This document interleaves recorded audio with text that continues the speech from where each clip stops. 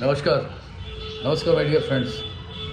आज एक ऐसे व्यक्ति की मैं बीती आपको बताना चाहता हूँ, जिसने अपनी एक फ़्लाइट की जो यात्रा थी, उस दौरान कुछ ऐसा किया जो उसके मन का भाव था, वो उसने एक्सप्लेन किया और उसे मैं अपनी आवाज़ के साथ आपके सामने प्रस्तुत करना चाहता हूँ।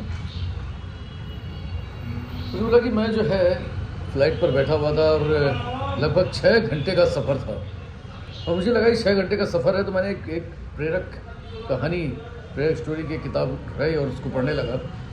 और पढ़ते समय तभी कुछ सैनिक, लगभग 10 सैनिक जो है मेरे आसपास की सीटों में आकर के बैठ गए। शायद उनको भी कहीं जाना था।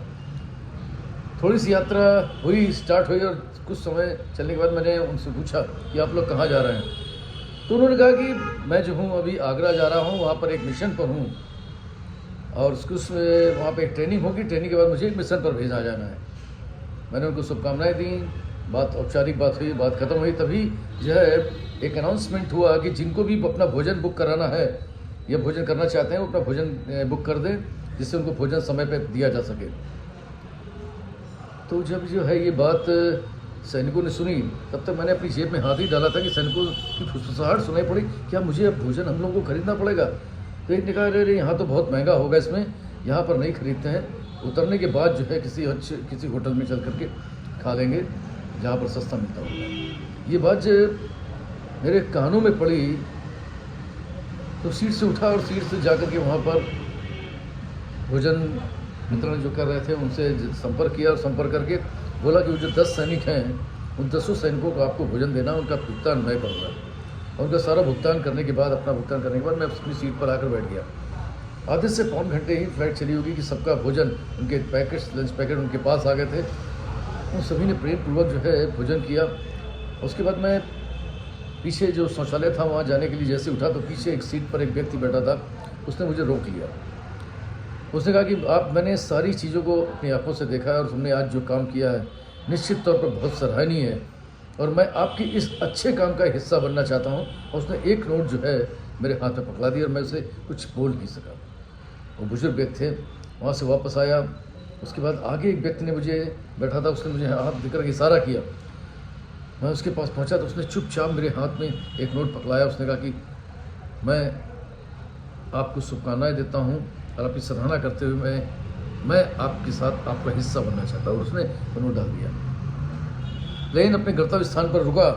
रुकने के बाद जब यात्री रुकने लगे, मैं गेट पर खड़ा था, तभी एक व्यक्ति आया और उसने चुपचाप मेरी आंखों में देखा और मेरे जेब में कुछ डाल दिया। शायद वो भी कुछ नोट थे। और मुझे ये सब चीज़ें, उन्होंने कहा कि बस आप कुछ बोलिएगा नहीं, क्योंकि जो आपने किया है निश्चित तौर पर उसका कोई मूल्य नहीं है। जो ट्रेन का कैप्टन था वो मेरे पास आया कि मैं तुमसे हाथ मिलाना चाहता हूँ। मैं इसके पहले जो है लड़ाकू विमान का चालक रहा हूँ और कभी किसी ने मुझे भी इस तरीके से भोजन कराया था। मुझे आज आपको देखकर मेरी वो याद ताज़ा हो गई और मैं आपको अभिवादन करना चाहता हूँ।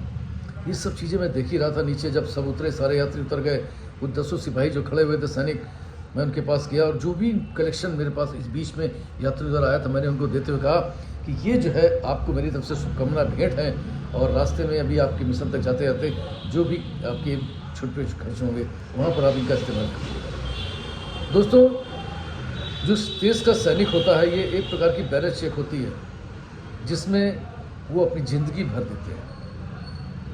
इस देश के लिए वो जो करते हैं, मैं उस सैनिकों को देख रहा था, क्या उत्साह था उनके अंदर। वो ट्रेनिंग पर जा रहे थे, उसके बाद उनका इस चीज़ का उत्साह था। उसके बाद उनको एक मिशन पर भेजा जाना था जहाँ पर वो अपने प्राणों को निछावर भी कर सकते थे। जानते थे कि इतना रिस्की था, लेकिन इतना उत्साह था उनके अंदर कि उनको लग ही नहीं रहा था कि वो मिशन पर जाने के लिए कहीं से भी उनके किंचित मात्र भी कहीं से कोई भाव है उनके अंदर। देश प्रेम का ये अद्वितीय छवि उनके अंदर देख करके मेरी आंखें नम हो चुकी थी। मैंने इन्हें बहुत बड़ी शुभकामनाएँ दी उनके मिशन के लिए।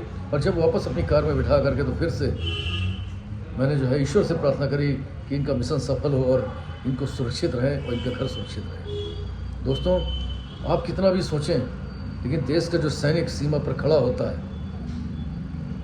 वो अपने प्राणों को जो है निछावर करने के लिए उत्साहपूर्वक, ऊर्जापूर्वक खड़ा होता है। वो सोचता ही नहीं कि दुश्मन की गोली कहाँ से आएगी। उसे सिर्फ ये पता होता कि मेरा देश कभी नहीं झुक पाएगा।